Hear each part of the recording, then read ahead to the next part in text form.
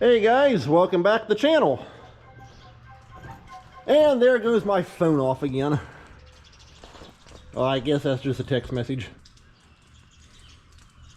Anyway, well, I figured I'd grab the GoPro right quick and bring you along. Sure enough, got a flat tire.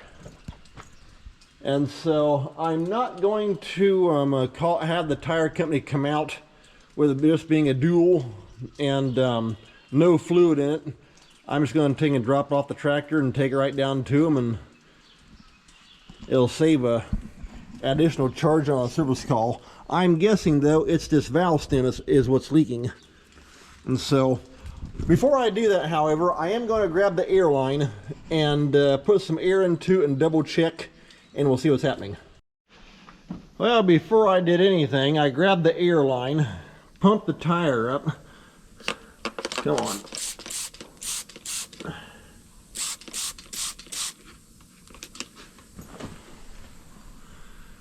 Okay. I don't see any bubbles forming out of that soap water. Well,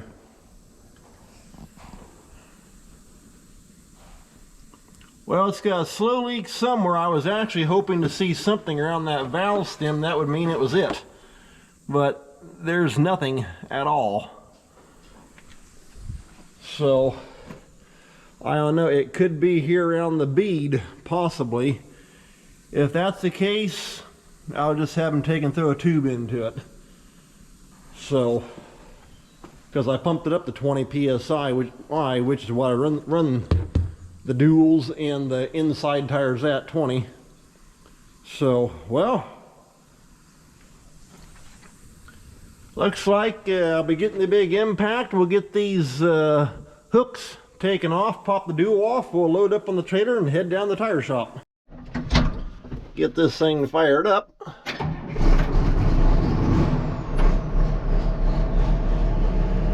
That's what makes it nice about this thing having that Cummins 8.3.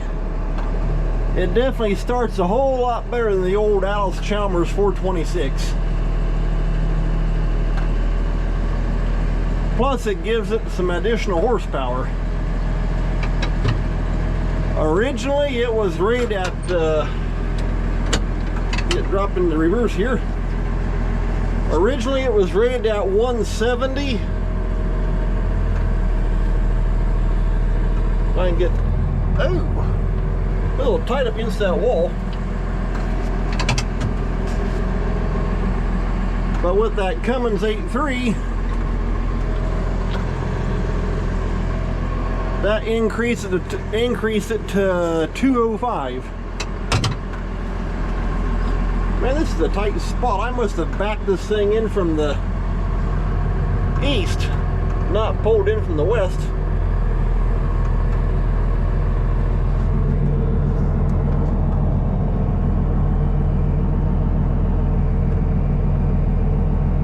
There we are. Now we're good to go.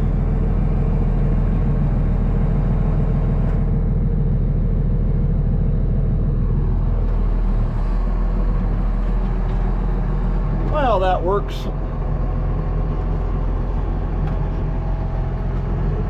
What I'll get down here, we'll get that tire dropped off, load it, and then what I want to do, I want to take those dual hooks out and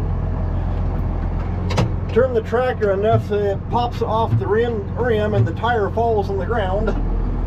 Then I'll get the backhoe out with the chain, pick it up, throw it on the trailer, and we'll be good, ready to head down the tire shop.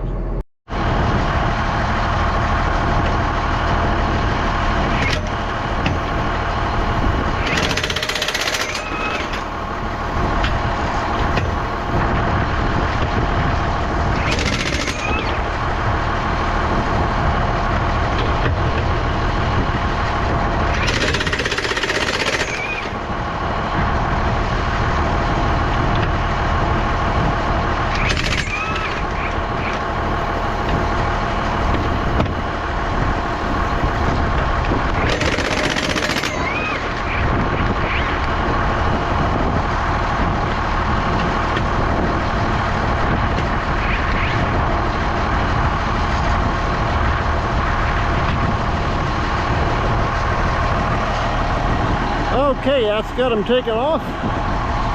Yeah, that's a little long, but hey, it does the job.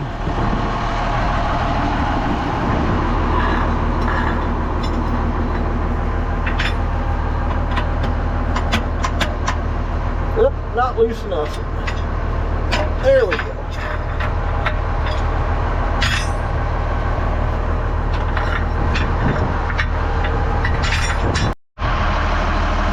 Okay, you guys can sit right here and watch, and I'm going to work the tractor back and forth and get that tire popped down off there.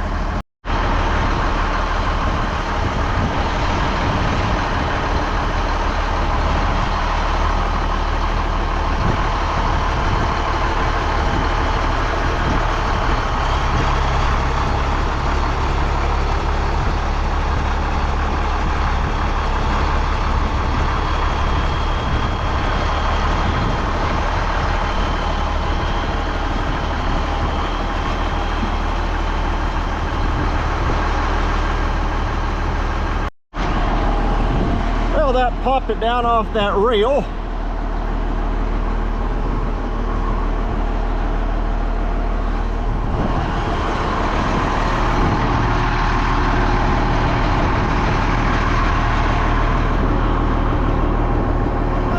There we go.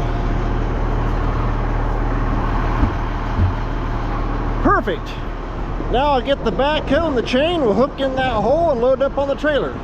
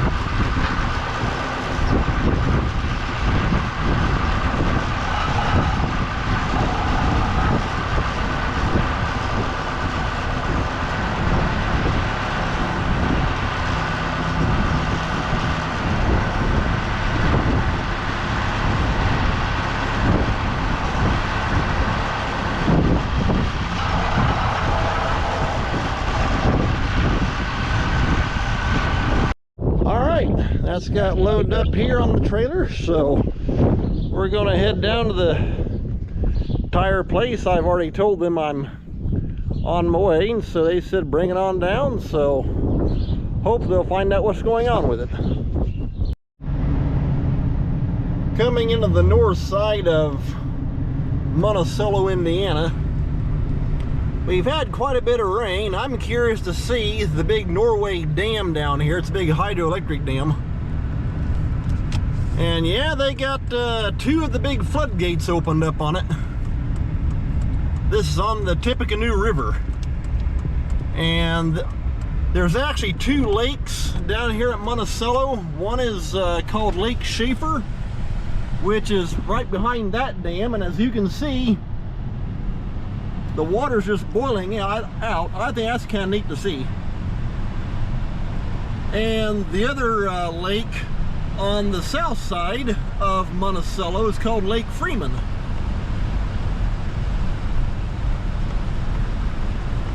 That's always neat to see that water come flying out of them big floodgates.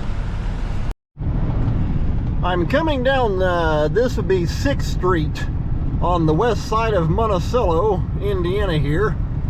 right there, that place,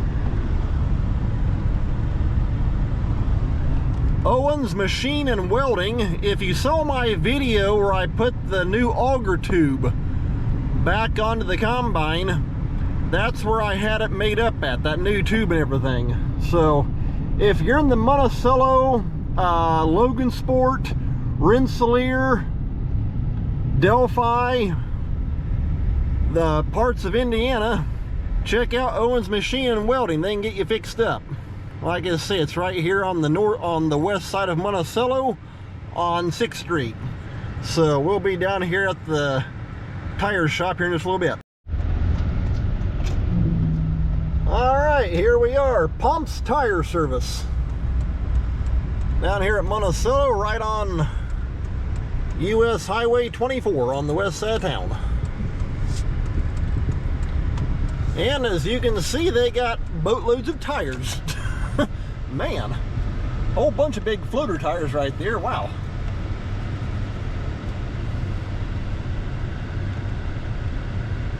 And now I gotta get swung around here and find a place to park at. Well, they got the inventory out here, I can tell you that much. Brand new tires everywhere. But I gotta sit where they can come up beside me with their forklift and get this tire off the trailer. So I'm gonna run inside and we'll get unloaded. So, in fact, it's actually right beside Green Mark John Deere here in Monticello also. You can see the a couple John Deere quad tracks over there. Well, I got the tire pulled back, dropped off. Like I say, there's Green Mark equipment. A combine, a couple quad tracks, tractors on, well, behind those cars. So we're gonna get looped around here, back out of the parking lot. In fact, right there is my tire beside that forklift. And see if we can squeeze down through here. Man, that tractor's got some wide tires on the back of it.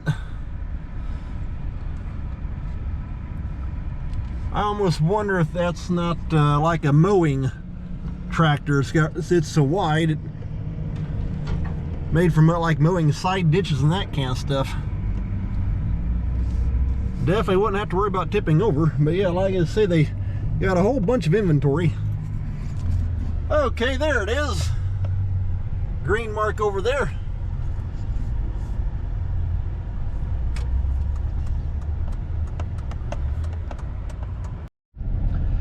They do have a nice 8400 sitting right there on their lot. It's the last tractor right there before the compacts. So then a whole bunch of little compact tractors out there. Got a few more that way too.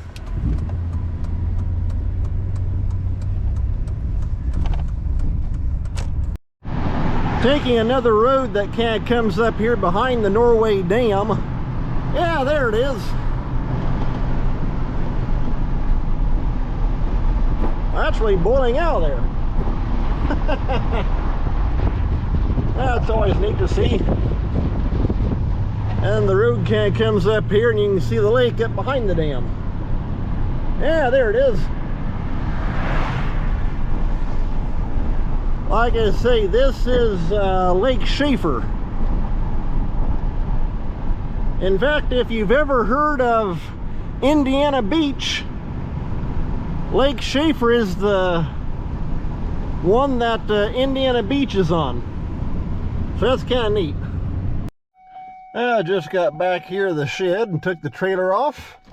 And so hopefully they'll be getting my tire done and be picking it up tomorrow sometime. Well, I got back from town with my tire. It's the next day.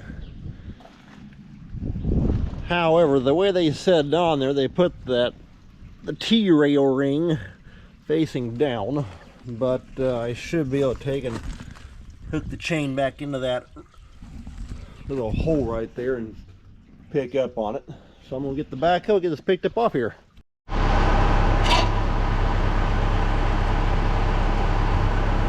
Well, let's see what we can do here.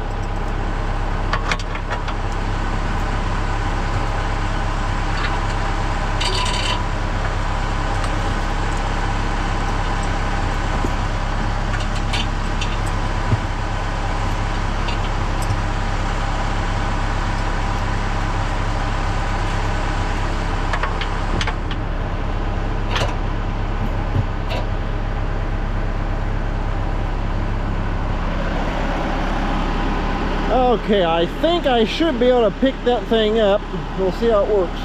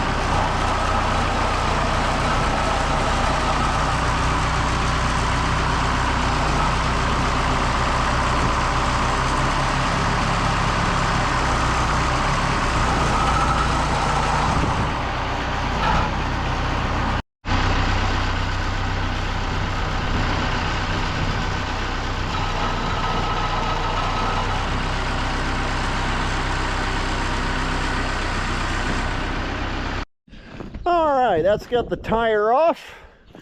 Now all I gotta do is I'll take and stand him back up once I get the 80/70 out here, and I'll be ready to put back onto it. So they told me that they put a tube in the thing because I guess once they got the tire broke down off the bead, they said they found some pitting in here. That's what was letting a real slow leak. So with that new tube in it, they'll solve the problem and it'll be good to go again.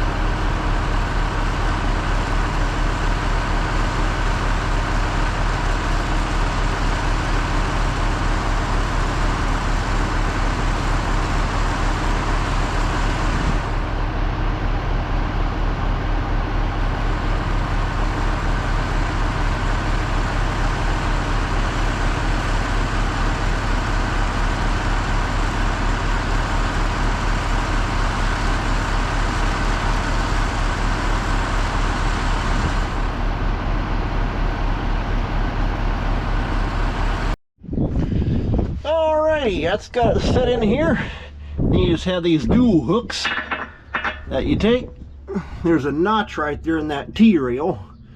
It drops over like that, then you just slide it right around. That's what your hook ties into. There we go. And you got these hooks that go and tie in right back there. This one here's got 5 altogether. I think you can see that. And it just has a jam nut with a kind of a dimpled washer that seats into that hook. And you just take and tighten all them down, you're good to go. Okay, got the big impact here. I'm probably going to take and use just number 1 right here. I don't want to pull anything down too tight. So let's see what happens.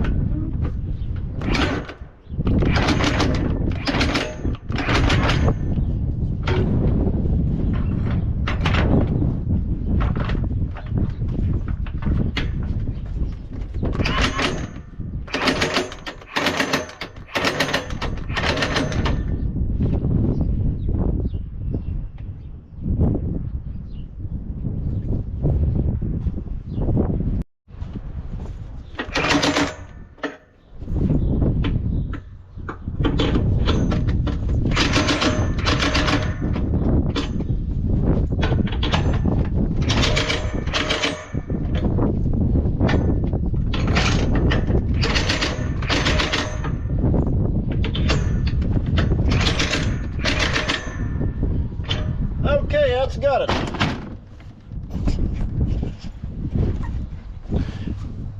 Yeah, I should have them all tight back down in there. So we're good to go again, hopefully. But yeah, like I say, they told me they took and put a tube into it because here around this bead area, they said there was a little bit of pitting. And of course, with a tubeless tire, that's going to allow some air to slowly seep through. So they put a tube into it, problem solved. So anyway, well hey, thanks a lot for watching guys, take care, we'll see you next time.